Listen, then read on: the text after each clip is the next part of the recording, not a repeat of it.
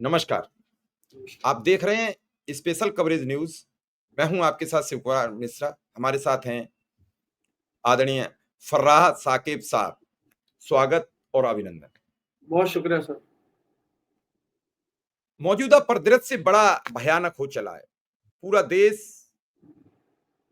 इन बातों से जूझ रहा है कि देश में शिक्षा, स्वास्थ्य, रोजगार, इन पर चर्चा नहीं है। दिन भर अगर टीवी डिबेट्स देखेंगे तो हिंदू मुसलमान, धर्म, संप्रदाय, इन पर होती है। उन मुद्दों पर होती है जहां सरकार की इमेज मैनेजमेंट होती हो, सरकार की तारीफों के पुल बांधे जा रहे हो। मैं अक्सर देखता हूं कि डिबेटों में प्रवक्ता कम बोल पाते हैं, एंकर ज्यादा घेरने की कोशिश करते हैं। इसका मतलब जनता की बात नहीं होती है। और इन्हीं सब मुद्दों को लेकर आज जो दर्शक चाहते हैं कि सच क्या है, उसको लेकर लोग अब यूट्यूब पर आने लगे। जो लोग छोटे छोटे वेबसाइट्स वाले थे, सब लोग चैनल बना के बैठे लोगों तक बात पहुंचाने के लिए। नेपाल की उपजी हालात से भारत में क्या असर है? क्या भारत की सरकार भयभीत है? भारत के नागरिक डरे हुए हैं क्या? इस सब पर हम बातचीत करेंगे। साकिब साहब, आपसे पहला सवाल मेरा यह है कि मौजूदा परिदृश्य जो नेपाल और भारत के रिश्ते बहुत मजबूत थे, हमेशा जी एक दूसरे के रोटी बेटी का साथ था। बिल्कुल। एकाएक पिछले 10 साल से रिश्ते मधुर नहीं रहे। जी मजबूरन हमारा जो सबसे पड़ोसी मुल्क था वो चाइना के साथ चला गया। डीजल पेट्रोल भी जो हमेशा भारत से लेता था वो वहां से लेने लगा। आज वहां हालात बिगड़े हुए हैं। ऐसे में भारत में इसका क्या असर देख रहे हैं? क्योंकि आप जिस राज्य से आते हैं वो राज्य की पूरी सीमा नेपाल से लगती है। जी शिव कुमार भाई, बहुत बहुत शुक्रिया मुझे अपने प्लेटफॉर्म पे जगह देने के लिए। आप सभी, आपके सभी दर्शकों को भी मेरा अभिवादन है, नमन है। देखिए, एक समय सीमा के बाद जनता अपने सवालों पर लौट जाती है। नेपाल में आपने देखा होगा कि नेपाल का जो आंदोलन है उसको उसको अगर आप माइन्यूटली ऑब्जर्व करेंगे तो जेंजी, जिसको हम लोग अभी बोल रहे हैं, जो 18 साल से 20-22 साल 25 साल का युवा है, आपको उसकी राजनीतिक समझ का भी अंदाजा होता है। आमतौर पर एक धारणा बनी हुई है कि ये जो वर्ग है, ये युवाओं का जो वर्ग है, ये सिर्फ सोशल मीडिया पर है, इसको रील्स चाहिए, इसको रेस्टोरेंट में अच्छा खाना चाहिए, इसको लॉन्ग ड्राइव चाहिए, इसको टूरिज्म स्पॉट्स चाहिए। ऐसा नहीं है। उसकी अपनी एक राजनीतिक सोच है, उसकी एक समझ है, और उसकी वो अभिव्यक्ति है नेपाल के अंदर में, जो सोशल मीडिया बैन के नाम पर आपने देखी। लेकिन उस सिर्फ सोशल मीडिया बैन का वो आंदोलन नहीं है। उसके वो, चूंकि वो एक वोल्केनो था जो फटा। Social media campaign, social media को बैन करना, आप उसके लिए आप कह सकते हैं कि वो एक, उसने एक तीली का काम किया, माचिस की तीली का काम किया। लेकिन वो बारूद जो है, वो वोल्केनो जो है, वो बड़े लंबे समय से वहां पर धधक रहा था, अंदर ही अंदर उसकी आग धधक रही थी। आपने देखा होगा कि पिछले 5-6 सालों में नेपाल के 3 प्रधानमंत्री बदले गए। राजनीतिक अस्थिरता, भ्रष्टाचार और अभिव्यक्ति की स्वतंत्रता, जो सत्ता का जो दम, जो एजेंसियों का, जिस तरह से यहाँ हम अपने देश में देखते हैं कि एजेंसियों को किस तरह से इस्तेमाल करके विपक्ष की आवाजों को, यानी विपक्ष इन द सेंस की जो सत्ता के साथ नहीं है, या तो आप सत्ता के सामने नतमस्तक हो जाएं, और अगर आप सत्ता के साथ नहीं है, सत्ता के खिलाफ है, सत्ता की नीतियों के खिलाफ है, जनता के साथ है। मैं सत्ता के खिलाफ का मतलब बोलता हूं, अगर आप जनता के साथ हैं तो फिर आपके ऊपर क्रैकडाउन होगा, एजेंसियां आपको डराएंगी, धमकाएंगी, आपको झूठे मुकदमे में फंसाया जाएगा, जेल भेजा जाएगा। अगर आप डिजिटल मीडिया प्लेटफॉर्म्स पर हैं और आप पत्रकारिता को का जो सही अर्थ है, पत्रकारिता का जो हमारे यहाँ गणेश शंकर विद्यार्थी, जिसको हम लोग पत्रकारिता के आइडियल मानते हैं, उन जैसी पत्रकारिता, हसरत मोहानी के जैसी पत्रकारिता अगर आप कर रहे हैं, तो सरकार को ये पसंद नहीं है। सरकार को पत्रकारिता की आड़ में चाटुकारिता पसंद है। आप वो कर लीजिए तो आपको जो है सब्सक्राइबर, व्यूअर्स, तमाम चीजें जो है आपको, वो सब सारा सुख सुविधा आपके लिए। लेकिन अगर आप सत्ता की नीतियों के खिलाफ हैं तो आप पर सत्ता की नजर है, सत्ता का क्रैकडाउन आप पर कभी भी हो सकता है। जैसे आप बता रहे हैं कि आपका एक प्लेटफॉर्म जो है उसको बैन कर दिया गया। ये आप खुद उसी सोच का, उसी उसी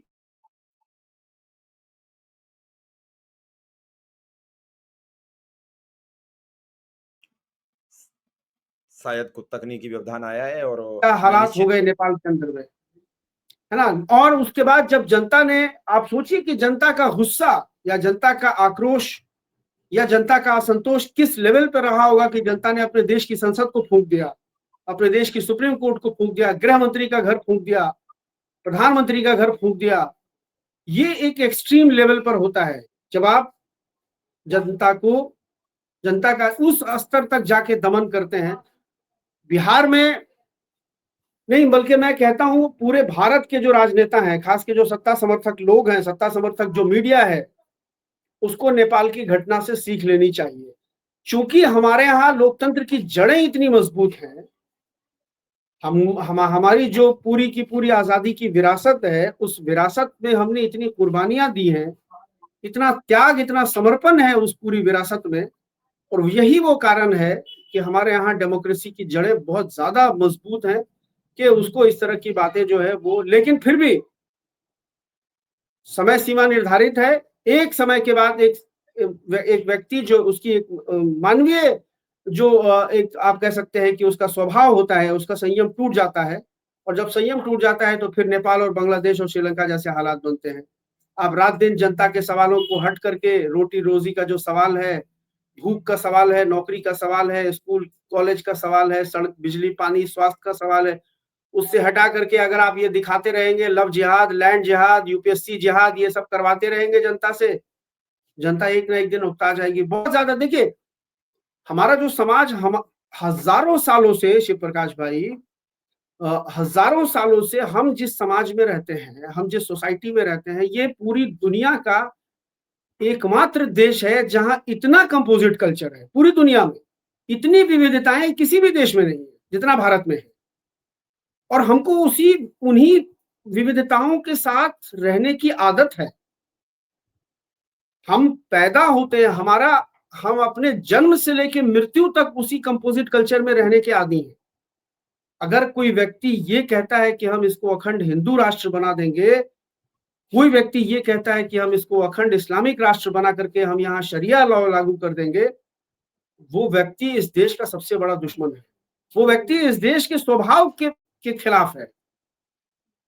आप अगर अपनी दिनचर्या देखें, आप सुबह उठे, आप एक व्यक्ति रोज अगर अपनी दिनचर्या देखता है, मतलब सुबह सो के जब वो उठता है उसके बाद से लेकर रात दोबारा सोने तक, अगर वो उसका सिर्फ एक दिन का आत्ममंथन कर ले, उसको समझ में आ जाएगा कि उसने आज पूरे दिन में कितने हिंदुओं से बात की, कितने मुसलमानों से बात की, कितनी नीची जाति वाले से बात की, कितनी ऊंची जाति वाले से बात की, उसको क्या क्या जरूरतें पड़ी। आप घर से बाहर निकलते हैं, कैब बुक करेंगे या रिक्शा बुक करेंगे, आप कभी नहीं पूछेंगे कि रिक्शे वाले का नाम क्या है, कैब वाले का नाम क्या है। मैं कभी नहीं पूछूंगा कि रिक्शा वाला कौन है, रिक्शे वाले का धर्म क्या है। मुझे रिक्शा चाहिए अपनी मंजिल पर पहुंचने के लिए। मैं सब्जी लेने जाऊंगा, मैं कभी उसका धर्म नहीं पूछूंगा। मैं कोई शॉपिंग करने जाऊंगा, मैं कभी उसका धर्म नहीं पूछूंगा। तो ये हमारी आदत, हमारी फितरत है।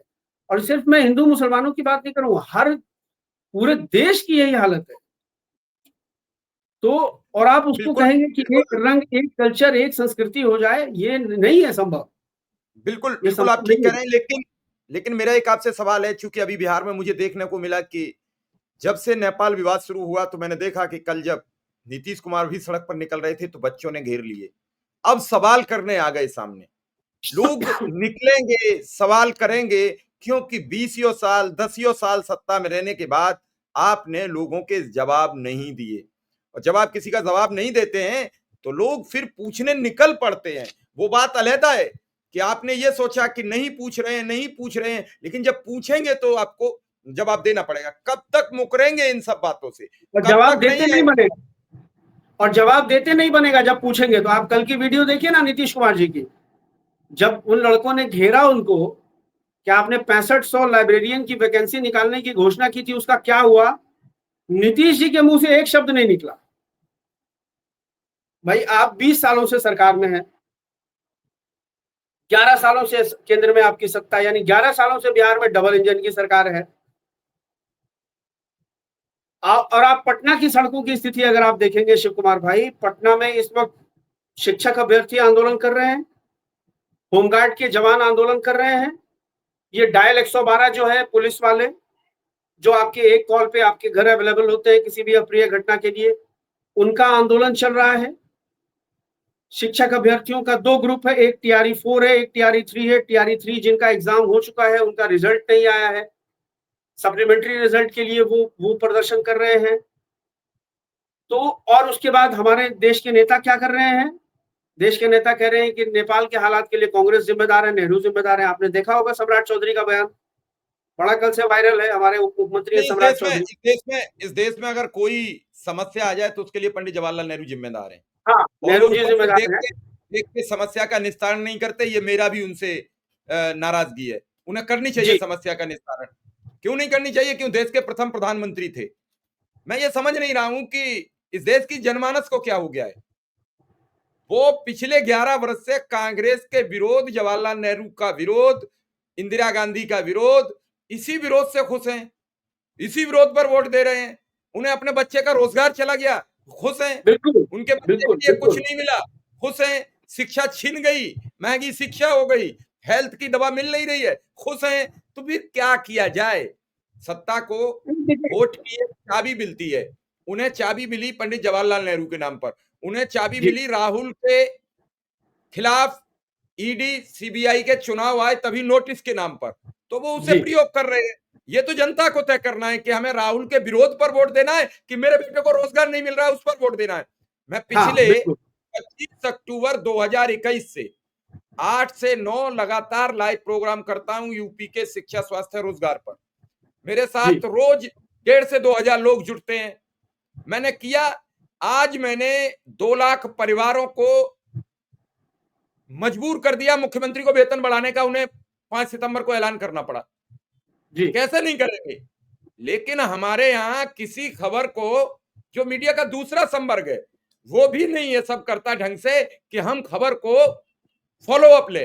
अब फॉलो अप स्टोरी खत्म हो गया, फॉलो अप लेते नहीं। मान लीजिए नीतीश को कल घेरा बच्चों ने, तो आज फिर जी, खबर होनी चाहिए कि नीतीश आज कहाँ है, बच्चों के नीतीश लिए क्या और किया। जी, बिल्कुल, बिल्कुल। जो उनके सवाल थे उस पर क्या डेवलपमेंट है?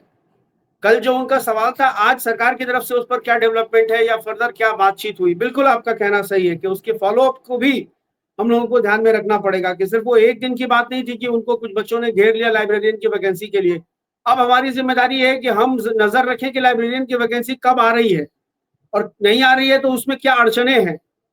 ब्यूरोक्रेसी उसमें अड़चन डाल रही है या सरकार की इच्छा शक्ति की कमी है? ये तमाम चीज़ें हैं। बिल्कुल आपकी बात सही है। तो ये वैकल्पिक मीडिया इसीलिए तो आज इतना मजबूत होता चला जा रहा है शिव कुमार भाई, कि नहीं, जनता के सवालों को आप, क्योंकि अब लोग देखिए, और गोदी मीडिया जिसको हम और आप पोमेरियन मीडिया कहते हैं, उसकी क्रेडिबिलिटी खत्म हो गई है, उसकी विश्वसनीयता खत्म हो गई है, लोग उसकी खबरों पर विश्वास नहीं करते हैं।